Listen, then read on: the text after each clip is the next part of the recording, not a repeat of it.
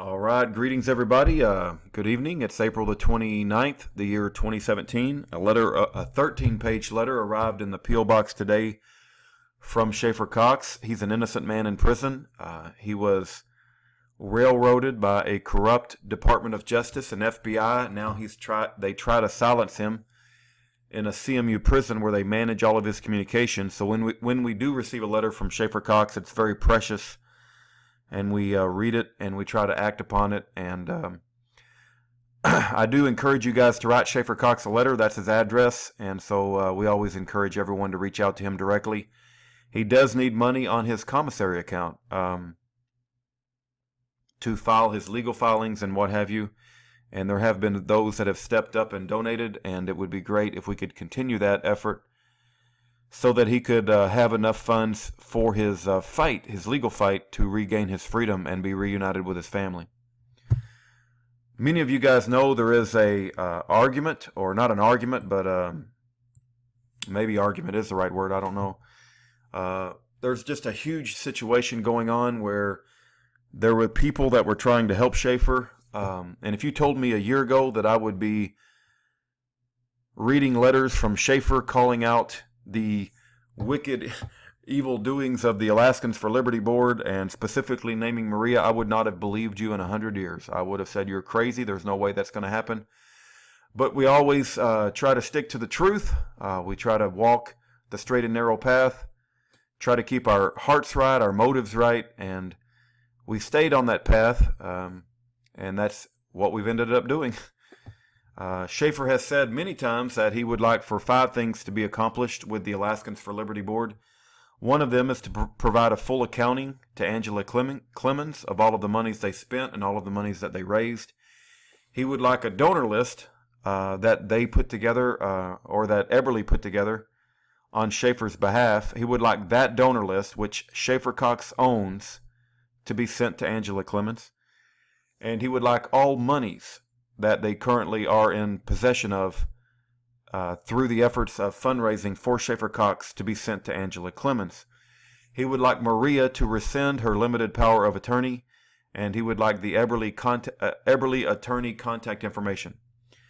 He specifically in this letter asked that people reach out to Richard Neff. He gave a phone number, which is 907-388-6802. I did call and leave a voicemail for Richard Neff tonight. I politely asked him to call me, and I indicated that I believe Schaeffer is very competent. He's in his right frame of mind. And I, even more so than asking Richard Neff to call me, is to communicate directly with Schaeffer. For some reason, Richard Neff has refused Schaeffer's letters in the past, and I don't know why that's the case. I also sent Richard Neff an email, and in that email I encouraged Richard to call me. But even more so than to call me, I encourage Richard Neff to contact Schaeffer directly. Now, this is a scanned version of the letter. Let me zoom back out to 125%. Let me say before I read this letter that this letter was written to 5 individuals whom Schaeffer trusts. Or at least if he doesn't trust them, he communicates with them. I believe he does trust them.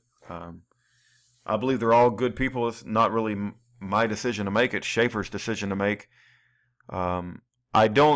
These 5 people, they received the same letter I did, I gather. And they may choose to read this letter into YouTube, scan it themselves. They may choose to do whatever they want to do. I don't tell these other people what to do. I think they're all good-hearted people. I think they want to do what's best for Schaeffer. And ultimately, Schaeffer trusts them. And I don't feel comfortable releasing their names because I don't have a ongoing relationship with these other people. I do communicate with 1 or 2 of them fairly regularly. But, you know, I don't tell them what to do. They don't tell me what to do. We all just have a common goal of, you know, trying to do what's best for Schaeffer. But I've made a decision that I want you guys to see this letter. I've edited only small portions of it. The other people can either edit it or not edit it. That's up to them. There are certain portions of the letter that I made a judgment call not to put out, but 99.9% of the letter I will read for you guys, and I think it's important that you hear it all. So here goes. This is the letter. It has Schaeffer Cox's return address. Of course, that was my home address, so I covered that up. Let's zoom in to 200%, and then I'll move the screen over just a bit. Okay, Schaeffer Cox, he wrote it on April the 21st, 2017. That's 8 days ago. Let's read the letter, and I think he has an important message here that I think everyone needs to hear it. I think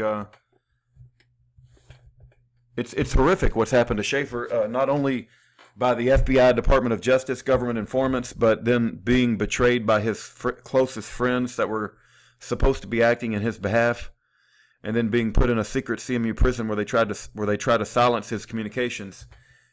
And so the more communication we can get out for Schaeffer, the better. Of course, if Schaeffer told me to keep the letter private, I would do so, but he didn't say that. As you'll see at the very end of the letter, he basically gives that as an option. But here we go. Schaeffer Cox, April 21st, 2017. Angela's email to Maria asking for the donor list was great, and Liz's answer to Maria was great too. Maria's words were nonsense. She's saying he brings allegations into the public with absolutely no evidence to support his claims. What the hell is she talking about? I have absolutely no money. That is my evidence. Maria's argument would be like saying, you have absolutely no evidence that your car is missing. All you have is an empty garage. Let's also be very clear about the fact that AFL, Maria, and the board did not raise any money. They could not. They tried many times and nobody would ever give them a dime. I raised money in my name, in my handwriting, and promised the donors it would be used for my defense. That's the only way anyone would donate. That's the only money involved. Okay.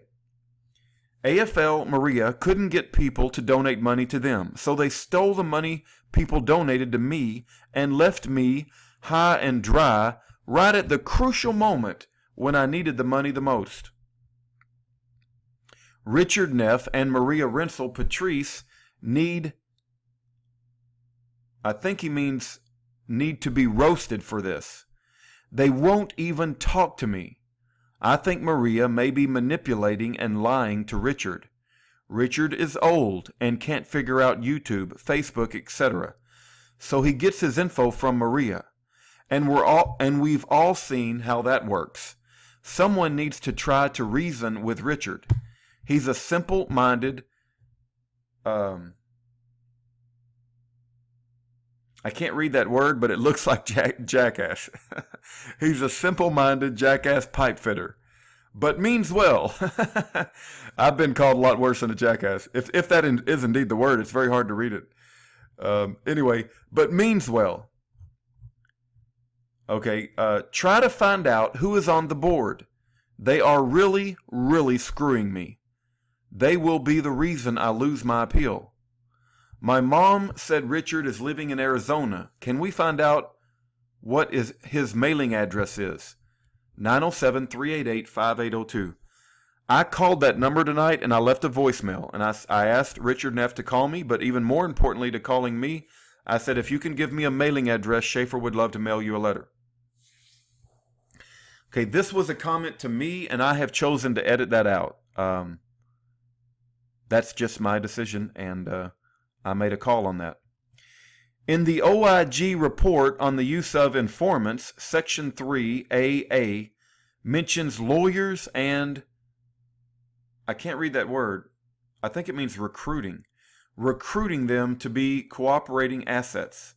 I wonder if this is why Nelson Traverso, my trial attorney, went out of his way to belly flop my trial. I'll have to look up OIG Section 3AA. I think someone else already did, but I need to go back and reread what she found and digest that information. If you guys know what an OIG report is, I don't know what it means, to be honest. It probably has something to do with informants. All right. Schaeffer goes on to write, I said faggot in my lines or the needle story a few times. I didn't realize that was an outlaw word on Facebook and YouTube. If you need to bleep it out, that's fine with me. I'll bite my tongue on that, and I'll not say anything. Angela Clemens needs $450 for our discount postal permit. Can some people send her some money for that purpose? She's doing so much with so little. Her address is, and as you guys can see, I didn't feel comfortable releasing Angela Clemens' address. What I can say is I have spoken to Angela. She has a heart of pure gold. And more than my opinion of Angela is that Schaeffer trusts Angela, and that's the most important thing. And I can tell you that if you want to donate to Angela for the discount postal permit, if you go to whoframedschaeffercox.com or freeschaeffercox.com or freeschaeffer.com, it all goes to the same place. There's a contact donate button, and it goes to an organization called Schaeffer's Angels. That will go to Angela, and it will be the same thing as mailing her a check to the address that I blotted out. And I did confirm that with Angela. All right. And for the record, not in a braggadocious way, but just to share with you that I myself trust Angela. I donated money to the contact donate button because I believe it's a worthy cause. And I don't say that to, like, oh, I'm bragging. I'm just saying, I'm letting you know that I trust Angela and I trust what she's doing. And so I felt comfortable donating. If you don't, you always have the option of sending to Schaeffer's commissary directly. And many of you are doing that, and praise God. The only thing is it requires you to send a money order, or you can go through Western Union, and you have to get familiar with the process. I've made videos on that, and you can certainly contact me if you have any trouble donating to Schaeffer's commissary. All right, moving forward. Angela is handling things the right way, the way Maria and the board should have. People who are honest aren't afraid to talk to me. How refreshing.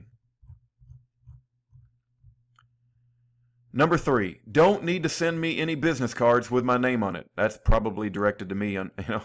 There are only 38 people in this unit, and they all know me already. Ha ha. I think I'm the one guilty of sending him his own business cards.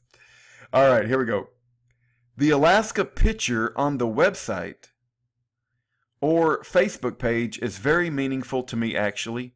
It's the ocean with rocks and the volcano in the background. That's Mount Edichum.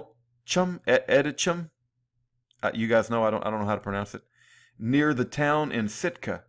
That's where I kept my sailboat. And my favorite scuba dive spot.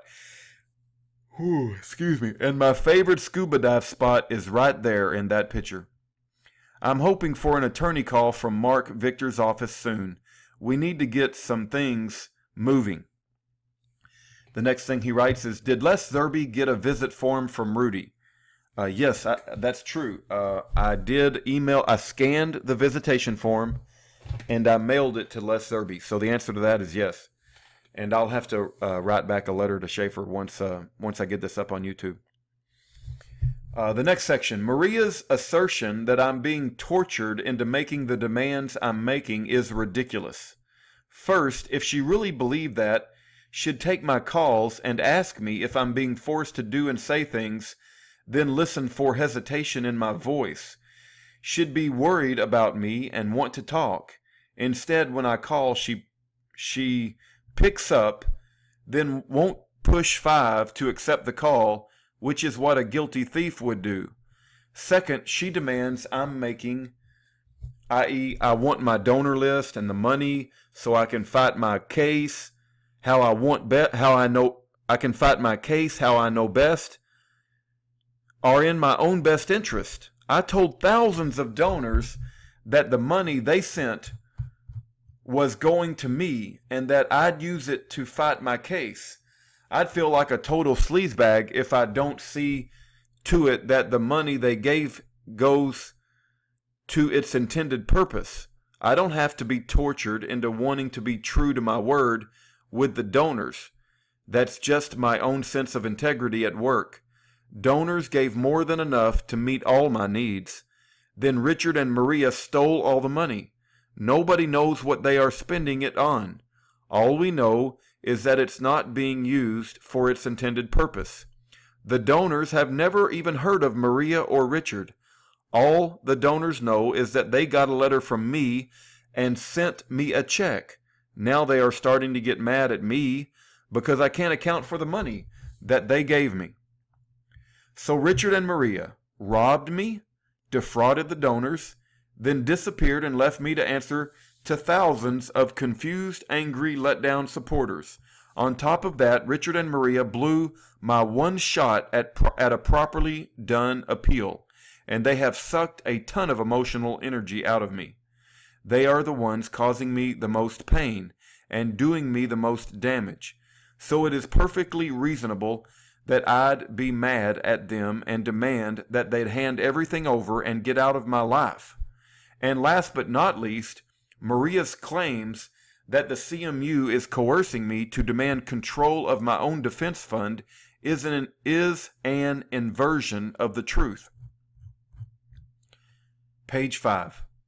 It's the total opposite of what's really happening. The unit staff told me right to my face that if I left Maria and the AFL in charge, they wouldn't write me up, but that if I tried to get rid of Maria and AFL, they'd give me 1,000,000 write-ups, cut off my communication, add time to my sentence, and put me on food restriction, which they've done. But rather than roll over and be their little bitch, I fought them. And sure enough, the more I tried to get rid of Richard and Maria, the more write-ups I got. I got tortured for it, and I cried out for help from my real friends and supporters by asking people to send money to my commissary account. People came to my aid, and with that money I was able to file a civil rights lawsuit against the unit staff. Now they are backing off a little. I also was able to hire an anti-government libertarian activist attorney to help me with this mess that Richard and Maria made. So thank you to all of you who sent me fighting funds to the lockbox. But my point is, Maria is using a truth inversion when she says that I'm being tortured into getting rid of her. Another truth inversion is when she says I'm the one acting dishonorably. This is a very significant sign, since the use of inversions is a central ritual of the enemy. Page 6. For example, when the military police told me that the feds were plotting to murder me, and then those very feds turned around and charged me with the very crime they themselves got caught committing, that's an inversion ritual. They plotted my murder and got caught, so they charged me with murder with no proof. Inversion is one of the key tenets of Luciferianism, and it is itself an inversion of the transubstantiation of Christ's innocent blood for a guilty world in need of redemption. The feds charged me with their crimes. A very recent example of an inversion is when prosecutor Yvonne Lamore says in the government's appeal brief that I was in control of when I got arrested. She actually says that. And we have emails between the prosecutors and cops talking about how J.R. Olson has us held hostage in an attic waiting on a fictitious trucker that the FBI made up, and actually scheduling the day and hour of the takedown a week and a half in advance. But she inverts the truth and says I put myself in control of triggering events, like when I would get arrested. Another trick the dark side likes to use is to identify people's incorrect presumptions, then do stuff that invites them to build upon those incorrect presumptions and extrapolate from there. Judges are trained to use this one. It's the basis for all magic tricks. Whether you are sawing a woman in half in a box or tricking a jury into thinking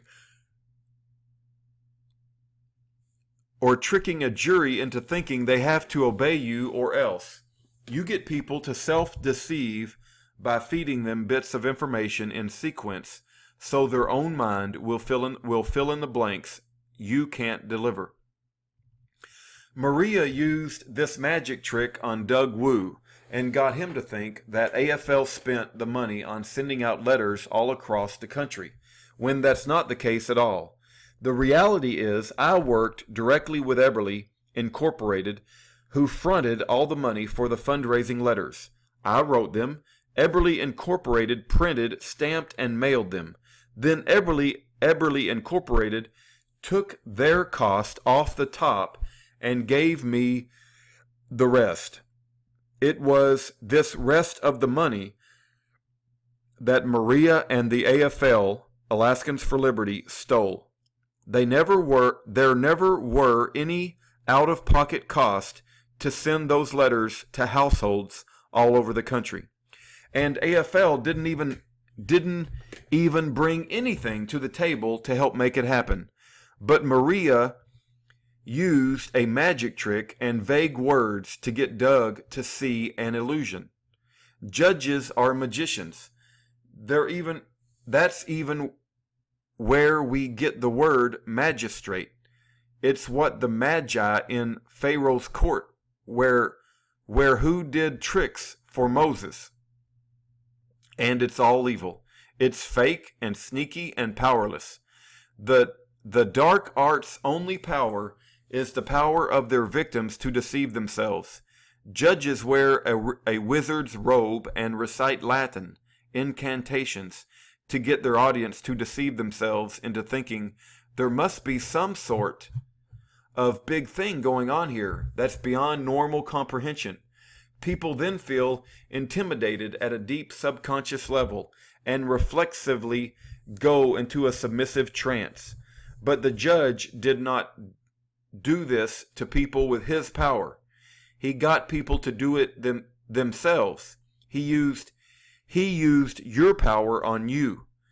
Go watch a hypnotist show at the fair or at a comedy night downtown. See how the hypnotist pulls from a pull, then See how the hypnotist pulls from a pull, then impanels about 14, then weeds out the ones who don't self-deceive on command well. Then go watch a jury selection process, and you will see that it's the same ritual, the same tone of voice, the same bag of tricks, and the same end result. Only the hypnotist makes the old grandma dance like a stripper and the scrawny kid show his muscles like a He-Man, while the judge makes a man disappear for 27 years. I've studied Satanism and the dark arts very thoroughly. I have an understanding of statecraft and its many uses, not because I want to use these myself, but because I must understand the priesthood of our modern system if I am called to stand against it. Elijah, Daniel, Moses, Joseph, Noah, King David, Solomon, and all the rest of them knew the dark arts, and they knew it was all lies and pageantry and fake. Fake, fake, fake, as can be. It's just show business to fool and control people.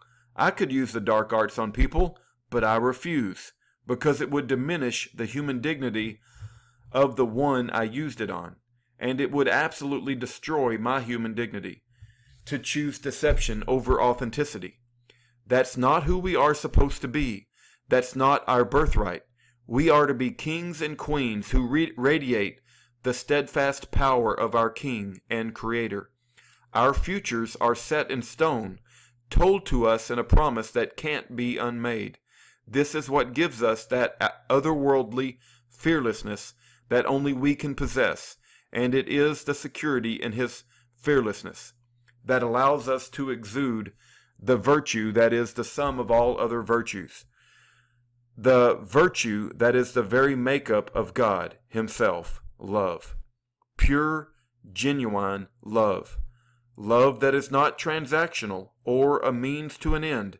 Love that is intrinsic, elemental, and complete. How do you think one of these people, sorry, let me read that again.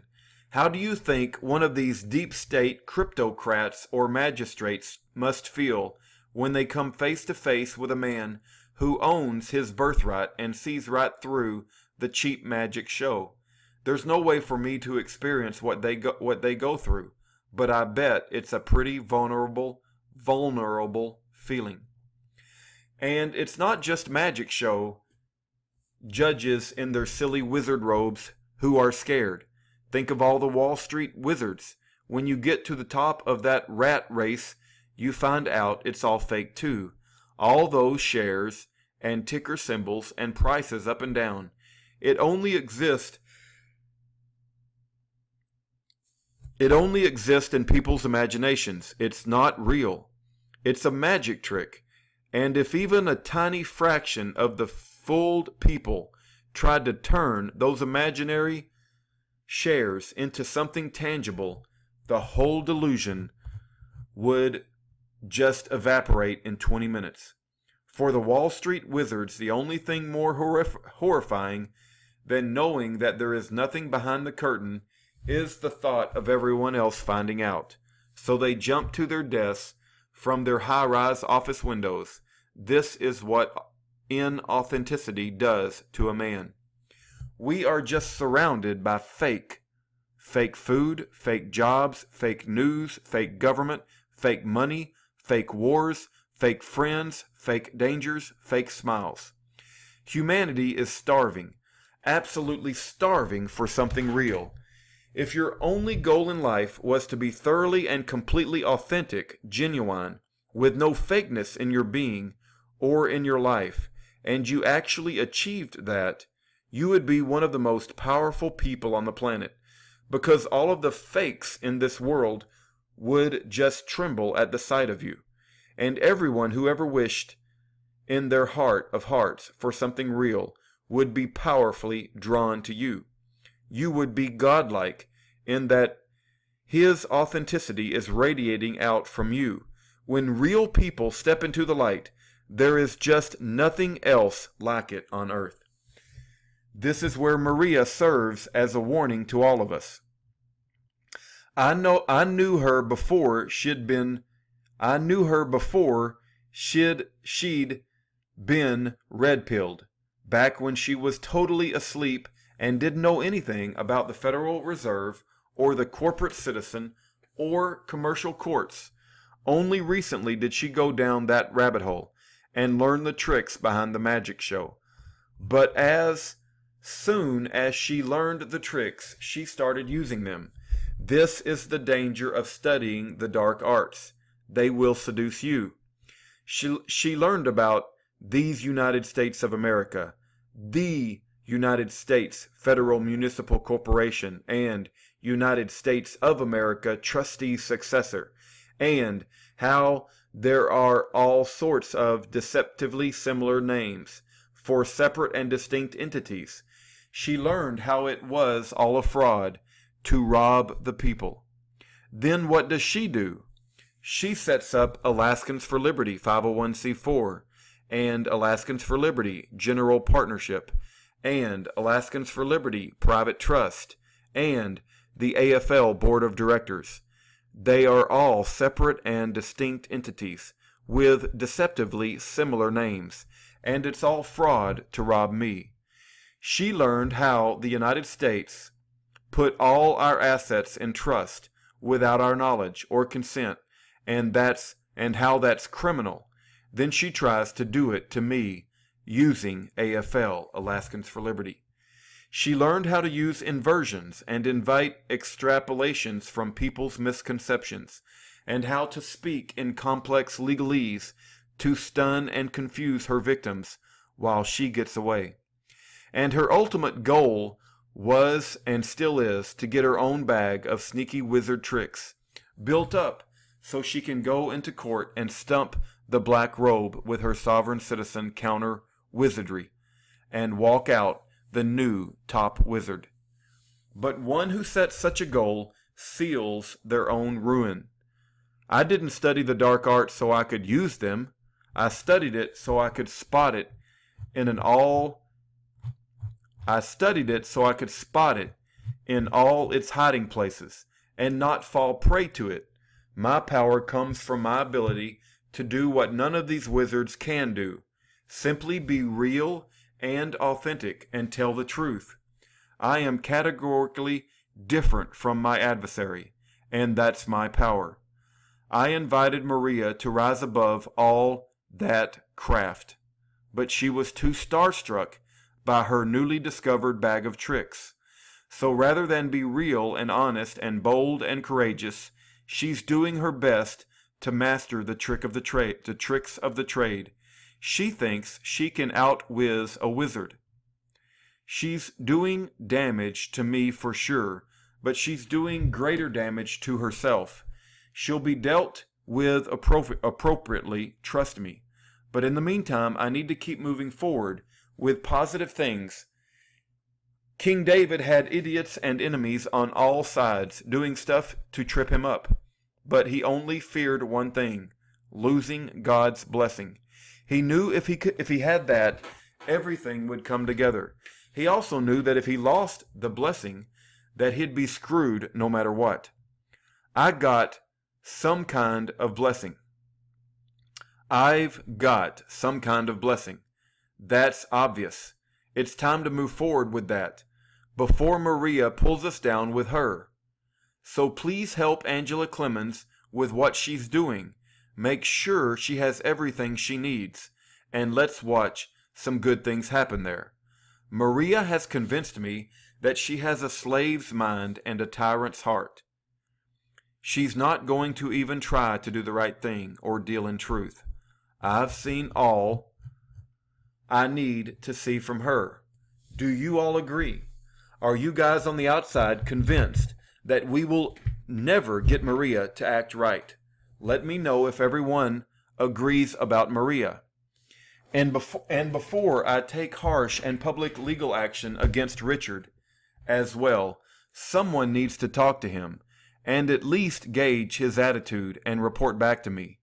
I want to have some idea what he's thinking and what he's acting like this and why he's acting like this before I do stuff that will ruin what's left of his life. He's in his late 70s. I think he might be holding the money, and I'm 99% sure Maria is filling him full of lies. I don't even know if he's heard my side. Last summer, he did say he thought I must not be thinking right. That sounds like Maria's tongue in his ear. Everyone who hears me explain my position realizes that it's reasonable, moral, and what I should be demanding. Someone needs to explain it very clearly to Richard and give him a chance to show us what he's made of. Who wants to do that? I don't care who does it, but it needs to be done, because things are about to go to the next level. Schaeffer Cox. Okay, he says, P.S. This letter wasn't really written as an open public letter. I only sent it to. Now, these individuals, I blocked out their names simply because I don't feel comfortable that they want their names public. They may not mind, but I don't communicate with all of them, and so I didn't feel comfortable listing their names. It's not that I'm trying to hide their names. It's just I don't communicate with all of them regularly, and I don't know what they want made public or what they not want made public. So I just decided, and I made a judgment call. Let's read that letter again. This letter wasn't really written as an open public letter. I only sent it to, and then he names the people. There's 5 people, and I believe they're all. It doesn't matter what I believe, right? I'm going to stop saying that. Schaeffer trusts him, and that's the only thing that matters. All the stuff about the dark arts could be easily taken out of context. Nonetheless, if you want to share it and you think it won't confuse people, I guess that's okay. Okay, so I've made a judgment call. I wanted you guys to see his letter because I think it's incredibly important that you understand what's going on. And I think Schaeffer clearly describes what's going on with Maria and how she's basically gone over to the dark side and how she has been impressed with all this sovereign citizen junk. You know, I do believe that you can get caught up into that so much that you think you can You know, when have you ever seen sovereign citizen, that sort of mentality, win in a court of law?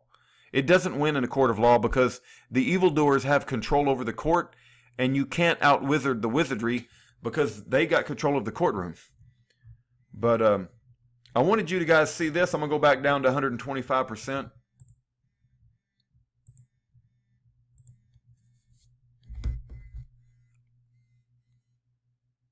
All right.